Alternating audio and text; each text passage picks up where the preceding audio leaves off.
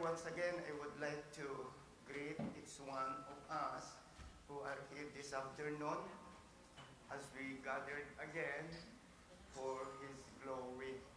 Now, this is our second week, no, of this month, and of course, it is the first month of the year.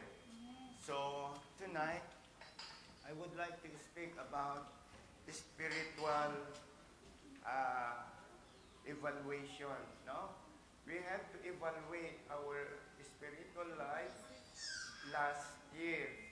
Kung saan na nga ba tayo sa ating pong buhay bilang isang Kristiyano. How many of us in here have their resolution? Kasi marami tayo, even Christians, no? Meron silang mga resolution sa kanilang mga buhay that sometimes, no? If they have that resolution, after a few months, nawala na yun. Bakit kaya?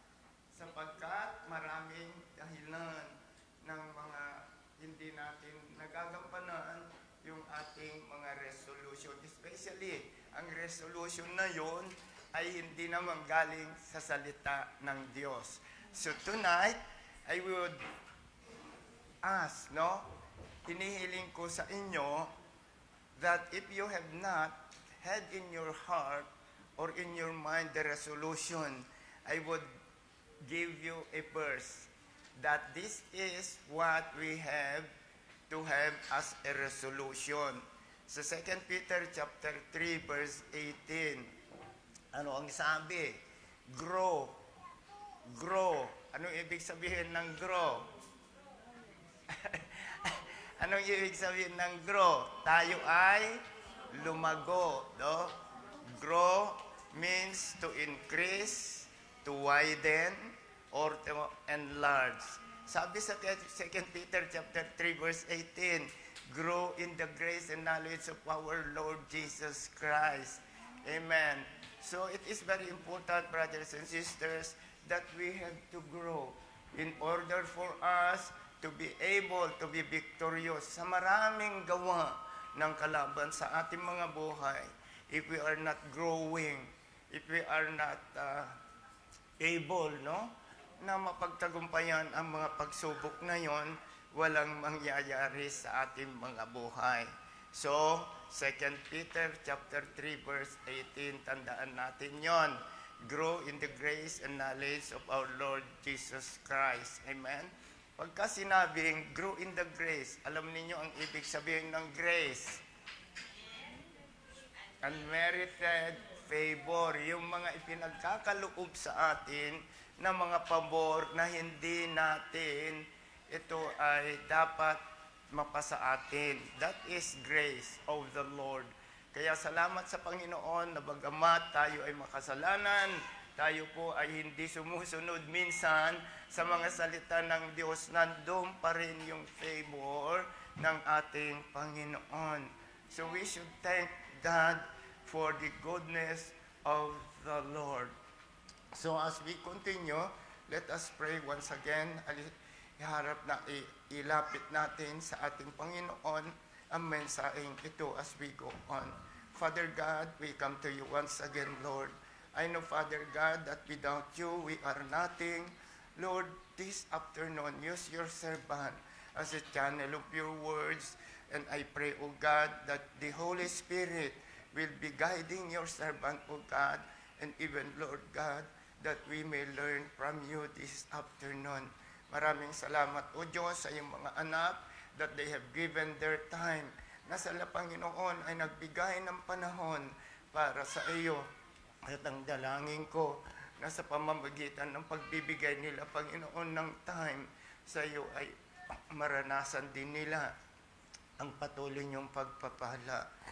We thank you, Jesus, for what you have done in the year 2023 and even this time, Lord, na kami ay nasa taon 2024. Lord, dalangin namin na patuloy mo kaming gabayan at marami pa, Panginoon, ang aming mararanasan sapagkat tunay nga, O Diyos, na ikaw lang, O God, ang nagbibigay ng kalakasan upang kami ay magiging mapagtagumpayan. We thank you so much in Jesus' name. Amen and amen. Hallelujah. Sige, palakpakan natin ang Diyos na buhay. Amen. So to God be the glory. As the title says, spiritual evaluation. Alam ninyo, almost all of us, I know, have gone to school. Diba? Tayo ay nag-aral, maaaring sa ating mga buhay. Most of us, I think, have graduated from high school and even from college. No. So, at the end of the semester, or at the end of the school year, mayroon tinatawag nilang evaluation. Diba? Ine-evaluate tayo kung tayo nga ay dapat nang pupunta sa next grade. No? So, if not, as our son, nung pumunta siya dito sa Y, siya ay second year college na dapat doon. No? Pero pagdating dito, binaba. So, kasi yung standard dito is different from the standard doon sa ating bansa. Now, why I am talking about this? Kasi pwede rin natin ihalimbawa sa ating buhay bilang mga anak ng Diyos na mayroon din mga bagay na hindi natin nakakamtan dahil sa yung mga gawa na hindi ayon sa kalooban ng Diyos. Amen. So I would like to discuss what are we going to evaluate to see if we are going or if we are lumalago tayo sa ating Panginoon. As ayam ninyo, sabi dito sa Isaiah chapter 54, ito hindi ko na nailagay doon, Isaiah 54 verse 2 and 3. Sabi dito, enlarge the place of your tent, and let them stretch out the curtains of your dwellings. Do not spare, lengthen your cords, and strengthen your stakes. For you will expand to the left and to the right, and your descendants will inherit the nations and make the desolate place inhabited. Ano ang ibig sabihin nito sa ating nabasa? Di ba sabi, you will be, sabi dito, you will expand to the left and to the right. Meaning to say, that is enlargement. So sa buhay natin, mga kapatid, kailangan din nating ma-enlarge upang yung ating buhay spiritual, upang sa ganon, tayong lahat, no? Tayong lahat ay magiging daan upang ang mga tao ay makita nila na tayo ay nagtatagumpay. Kaya salamat sa ating Panginoon sapagkat tayo rito, no? Ay still standing after 2023. Nandito pa rin tayo. Amen. Amen? So, enlarge, meaning to say, palakihin the place of your tent. Kaya ang ibig sabihin nitong mga verse na ito, yung growth, paglago sa ating pananampalataya, sa ating buhay bilang mga anak ng Diyos. God wants us to grow. Sabihin natin sa ating katagabi, God wants you to grow. Amen. Amen. Oh, sabihin din natin sa ating sarili, God wants me to grow. Amen. Hallelujah. Si Pastor Salve, hindi, yung pataas eh. Yung But, no, it is not our height, no? Sabi ni Pastor Salvi, God wants me to grow. But anyway, yeah, God wants us to expand, no? Expand, especially for our family, no? Alam ko sa ating mga buhay, even in our family, mayroon pa rin mga hindi nakakilala sa ating Panginoon. And I always pray na ang aming mga relatives, those who had not known yet the Lord, and even for our family here at UJCM, that is also my prayer. Sapagkat alam ko na pag tayo po ay namumuhay na ayon sa salita ng Diyos, one day, yung ating mga mahal sa buhay, mga asawa, mga anak, o mga kapamilya, no? Ay magkaroon din sila ng kaligtasan. Alam ninyo, there are only two places. Tandaan natin ito, mga kapatid. Dalawang lugar lang ang pwedeng puntahan ng tao. Whether you go to hell or you go to heaven. And that is a choice. Okay? Ito po ay pili. Nobody can, yung force you. But this is a choice. But the only thing that we have to do is to show them that we are the light of the world. Kaya minsan, mga kapatid, nalulungkot ako kasi kung minsan tayo ay magiging daan sa ikatatalisod ng ating mga kapatid. Kaya mag-ingat din tayo doon sa ating pananalita kasi ang tao, iba-iba ang kanilang katayuan. Kagaya ko, madali akong masaktan. Kaya kung kayo ay magsasalita ng at least tatanggapin ko yon kung totoo. Pero pag hindi totoo, si Lord na ang bahala. Okay? So, ano nga ba? Kasi ito, maiksi lang naman natin ito. But, at the end, mayroon akong ikikwento sa inyo, no, na napaka mahalaga sa buhay ng isang mananampalataya. At tatalakayan natin dito mamaya yung priority. Kasi pag hindi natin binigyan ng priority ang ating Panginoon, ano ang sabi niya? Seek ye first the kingdom of God. Seek ye first. Hindi niya sinabi, seek ye first the kingdom of the world. Pero ang sabi, seek ye first the kingdom of God. Amen? Pero tatalakayan natin yung maganda yun sapagkat that will be my last statement. So, tignan natin ang dapat nating evaluate. Unang-una, sinabi ko na sa inyo kanina, if we are a student in high school or college, you will be evaluated if you really qualified to go to the next level of education. So, dito sa Psalm, no? So, unang-una, we have to evaluate our time, no? Where did we spend most of our time during 2023? Kayo lang naman nakakaalam yan, no? Kailan, how many times or how many Sunday have we been in church 2023? Alam niyo ilang Sunday ba sa isang taon?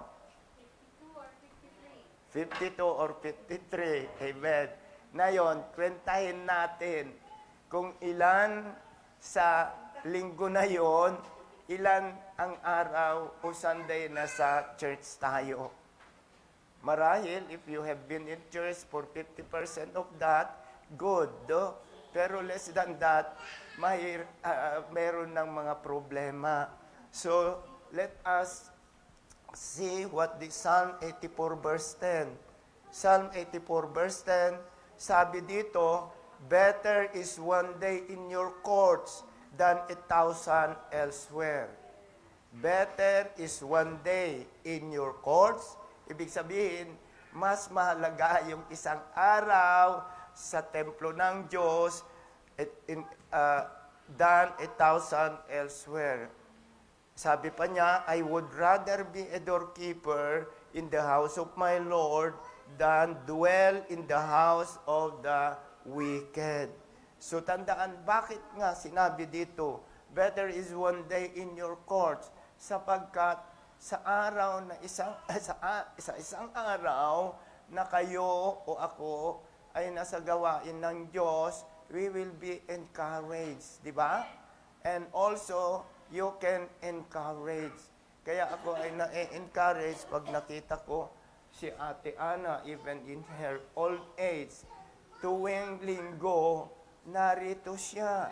And, and she is an example to all of us, especially to our young people, because young people, as I have said, you are the hope of the land.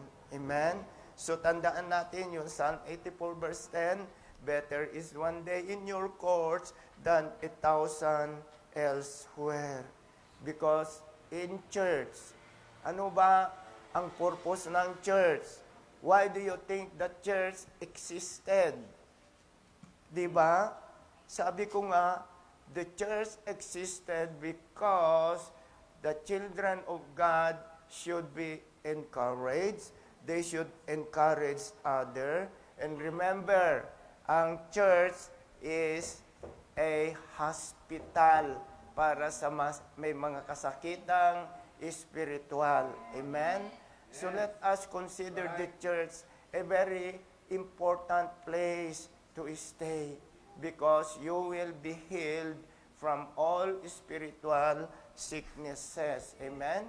Kaya sinabi dito 2 Timothy chapter 3 verse 16, lahat tayo, I think most of us already memorized 2 Timothy chapter 3 verse 16. Mahalaga ito sa buhay natin.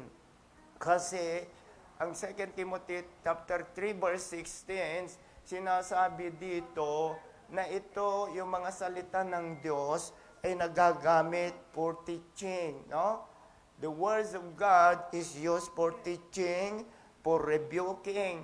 Kaya minsan, hindi tayo nasa church dahil sabi ko nga maraming dahilan. But of course, it will teach us how to live a life that is godly, no? Dito, thank God for your many teachers and ministers, no? Na nagtuturo sa salita ng Diyos. Alam niyo ang pagtuturo ng salita ng Diyos, it takes time, effort. Kaya wag natin sayangin yung ipinagkakaloob sa atin na tayo ay makarinig ng salita ng Diyos, for it will teach us how to live a godly life. At kung tayo ay sumusunod sa salita ng Diyos, we will experience the life that is for our benefit and of course for the glory of God. Nire-rebuke din tayo, no? Kung tayo ay nakakagawa ng hindi tama, mga kapatid, we have to be rebuked. Salamat sa ating mga kapatid that they are always rebuking us when we do something wrong. And of course, correcting, no? Kino-correct tayo sa mga mali nating gawain. Amen? And of course, training in righteousness. Ano ang sabi? Training in righteousness so that the man of God or the woman of God will be thoroughly equipped into all good works. You see? The result of this 2 Timothy 3:16 para tayo ay makagawa ng maayos. Okay, pangalawa, we have to evaluate our talent. Lahat kayo ay may talent, no? All of us have talent. So, it is important to evaluate saan ko ba ginamit ang talent na ibinigay ng Diyos sa akin. Yun ang dapat natin alamin sapagkat tunay nga na sa 1 Peter chapter 4 verse 10, sabi dito, as each one, meaning to say, each one of us, daw, kasama ko dyan, each one has received a gift. Kaya gift yun, yung talento na ibinigay sa inyo, yung gift ng pagkanta, yung gift ng pagtugtog, yung mga praise and worship team natin.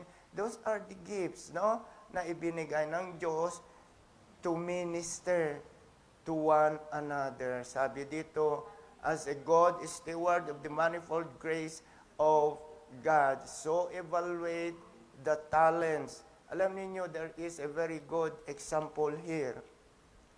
Sa Matthew 25, 15 to 30, mayroon pong mga mangyayari sa buhay natin.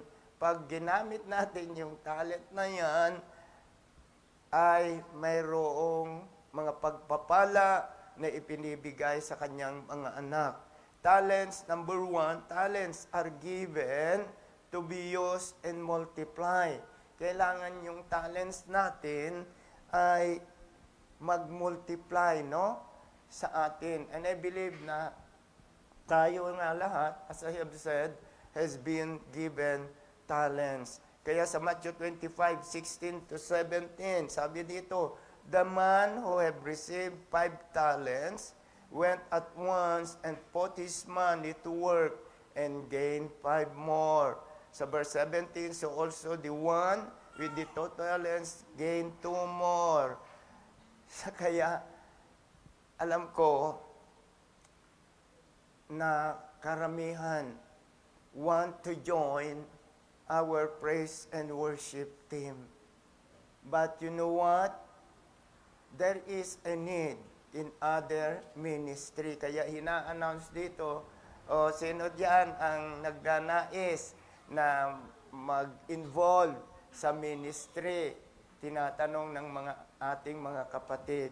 So if you have the talent to teach our children, you can help them. If you have the talent to cook, just as Pastor Carlota has, mayroon siyang maraming talent. Talent of teaching, talent of preaching, counseling, talent of cooking, dancing. Yan ang maraming talent, but he is using it. Kaya dinadagdagan pa yon if you are going to use your talents. So, again, talents are given to be used and multiplied. Talents are also evaluated. Ine-evaluate yan, yung talents, especially the time that we will face our living God, tatanong sa atin, ano ba ang ginawa mo sa talent na ibinigay ko sa inyo? Talent na ng mga katulong sa gawain ng Diyos. Hindi naman pwede natin sabihin, wala po akong talent. Hindi po pwede yun. Kasi sabi dito, everyone has been given talents, no? Kasi dito sa Matthew 25, 19 to 20, makita natin dito ang pag-evaluate ng kanilang master sa taong ito. Yung binigyan ng 5 talents, no? At saka yung 2. Sabi dito, after a long time, the master of these servants returned and settled accounts with them. The man who had received 5 talents brought the other 5. Sabi niya dito, Master, he said, you entrusted me with 5 talents. See, I have gained 5 more. So, nakaharap siya sa ating Panginoon, sa kanyang master. Sabi niya, ito na po yung ibinigay ninyo na talent o yung karunungan. At ito pa ang karagdagan. And of course, talents not used are taken away. Ang mga talents na ibinigay ng Diyos, maaring mawala yan pagka hindi natin ginamit. Tignan ninyo, Matthew 25, 24, 25. Then the one who had received the 1 talent came. Sabi niya, Master, he said, I know that you are a hard man, harvesting where you have not sown, and gathering when you have not scattered seed. So I was afraid. Sabi niya, so I was afraid.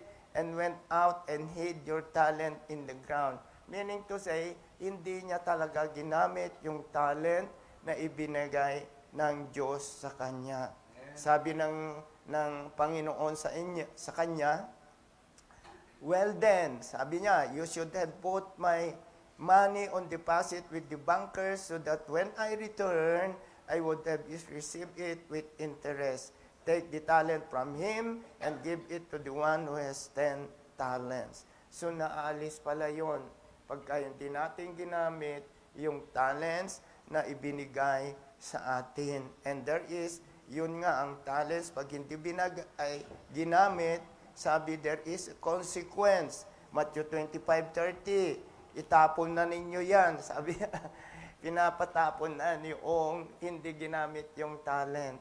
Kaya, wag nang mangyari sa ating mga buhay na ang talent na yan ay hindi natin magamit sapagkat aalisin at itatapon pa tayo sa dagat-dagatan apoy kasi sabi dito, throw that worthless servant into the darkness where there will be weeping and gnashing of teeth. This is a description again of hell. Sino nakapanood yung ano ba? Yung pinanood natin, nandito pa sina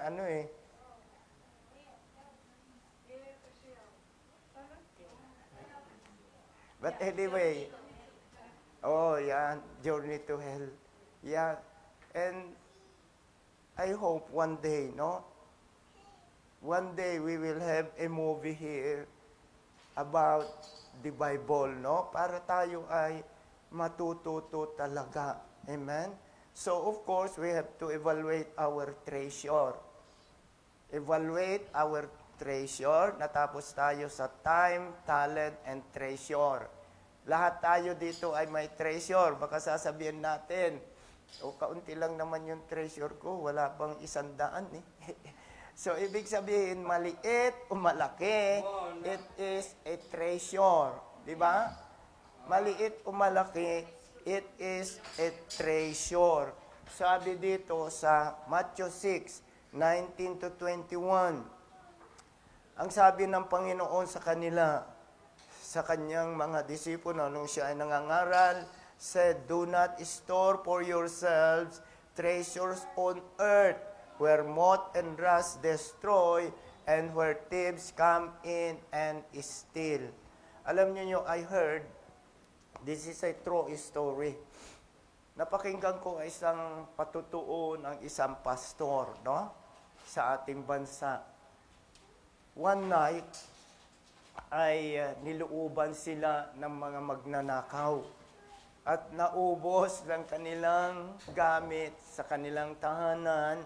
At sabi nga niya, mabuti na lang na hindi kami nagising sa gabi na yon sapagkat pag kami ay nagising, there will be hurt or yung mangyayari sa kanila. So, sabi niya, yung mga kagamitan na yan, talaga ang sabi ng salita ng Diyos, maaring nakawin o maaring kalawangin. Kaya yung mga porselas natin, o yung mga gold dito, kakalawangin din yan. Kaya, wag nyong, and then wag natin, kasi mayroon din akong kasamahan na dahil sa porselas na yan, na kumikinang mitsa ng kanyang buhay.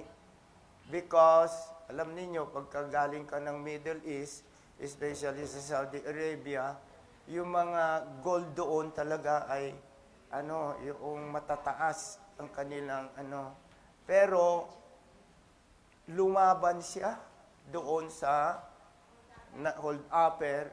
So, ang result, napatay siya. So, hindi na siya nakabalik sa amin. You see, there are things that we should be careful, no? Sa ating pangangalaga. But of course, hindi naman masama yan. Basta hindi natin gagamitin sa against sa salita ng Diyos. Amen? So we have to evaluate our treasure. And another thing, sabi niya, pagkatapos ng ilang araw, nahuli yung nagnakaw sa kanila. Kaya ang sabi niya, noong hiharap sa kanya, I will not magbibigay siya ng pagkakulong. Pero sabi niya, I forgive you because I know na ikaw ay hindi pa Kristiyano. So dahil doon, because of that, these thieves became the members of his church. Kaya maganda na magiging mapagpatawad din tayo, no? Kahit sa maliliit na bagay, upang sa ganoon, ang mga nakakilala sa atin ay magkaroon din ng kakilala sa ating Panginoon. And of course, the last one, we have to evaluate our priority. Evaluate, saan ba ako? Uunahin ko ba ito? O uunahin ko ito? Diba nabanggit ko sa iyo, seek ye first the kingdom of God. Kaya pagka naka-crossroad ka, like for example here, crossroad na, may left to right and go straight. So ano ang pipiliin mo? Ano ang pipiliin natin? Diba ang sabi ko kanina sa iyo, sa Psalm, balikan natin, yung Psalm 84 verse 10, for a day in your course is better than 1,000 elsewhere. So kung maalala mo yun, sabi pa nga pala ng Psalm 84, ay kailangan uunahin ko ang ating Panginoon. Kaya mga kapatid, just in case, hindi natin alam kung sino ang uunahin natin, especially during Sunday. Kaya ang sabi din dito sa Psalm 122 verse 1, ang sabi dito, I was glad when they said unto me, let us go into the house of the Lord. I was glad. Kaya minsan, ginagawa ko, especially during holidays, tinetext ko yung ating mga kapatid na matagal na natin hindi nakikita. Pero, minsan, ay walang sagot. Walang response. So sabi ko, Lord, bahala na kayo sa kanila because I desire for them to come back to you and give you glory kahit minsan sa isang taon or if they are not here, kung saan man sila, patuloy mo silang pagpalain. And there is a very good example ng priority, no? Kung alam natin yung Luke chapter 10, 38 to 42. This is a story of two sisters, no? Yung two sisters na yon ay pinuntahan ng ating Panginoon. Jesus went to their home, to their house, kasama ang kanyang mga disipulo. And when they arrived there, of course, the Lord Jesus Christ, the one that He always do is to teach the people, no? Kaya basahin natin ito, Luke 10:38 to 42. As Jesus and His disciples were on their way, He came to a village where a woman named Martha opened her home to Him. She had a sister called Mary who sat at the Lord's feet, listening to what He said. Alam ninyo, ang kanyang inuna, ang Panginoon. Pero dito, tignan natin as we continue, but Martha, yung isang kapatid, was distracted by all the preparation that had to be made. She came to him and asked, Lord, don't you care that my sister has left me to do the work by myself? Tell her to help me. Inutusan pa ang ating Panginoon. Panginoon, utusan mo nga yung kapatid ko na tulungan ako dito sa kusina. Sabi ng Panginoon, Marta, Marta. 2 beses. Marta, Marta, the Lord answered, you are worried and upset about many things, but only one thing is needed. Mary has chosen what is better, and it will not be taken away from her. There is a good lesson here. Sino kaya tayo? Si Marta o si Mary? Kayo lang nakakaalam niya. Amen. But anyway, it is not bad, no?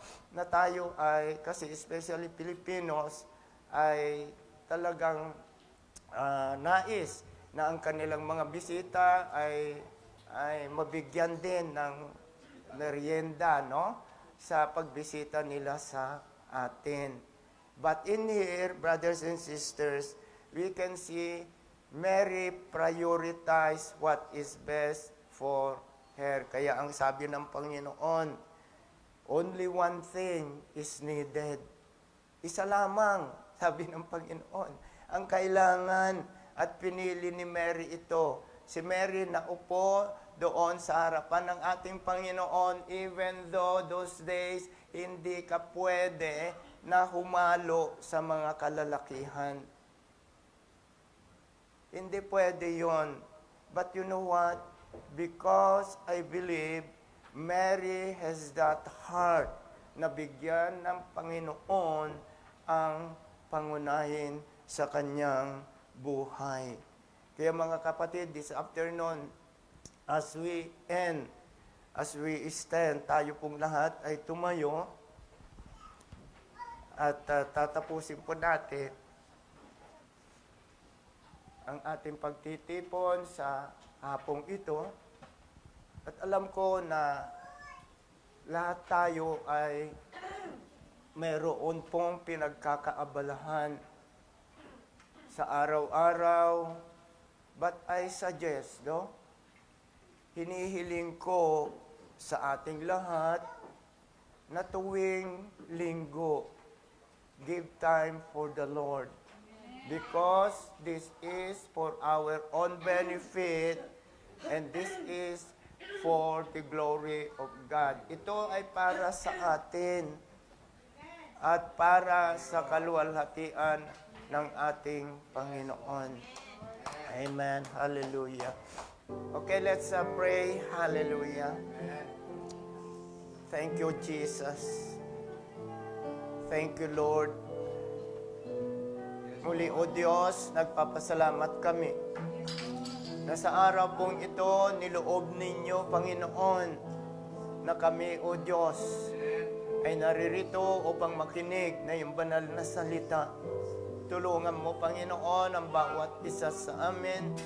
And we declare, O God, that this year, out of 2024, Lord, there will be greater joy in our life. Because we believe, Father God, as you said, Lord, that greater will be done as the years pass by. Salamat, Panginoon, sa iyong kabutihan, sa bawat isa sa amin. Even, Father God, hayaan mo rin na ang aming mga kapatid, O Diyos, na wala sa aming kalagitnaan, wherever they are, Lord. Hallelujah. Please extend, O God, your miraculous hand unto them, O God. At dalangin namin, O Lord God, truly, that you are a good, good God. Kaya, Panginoon, salamat.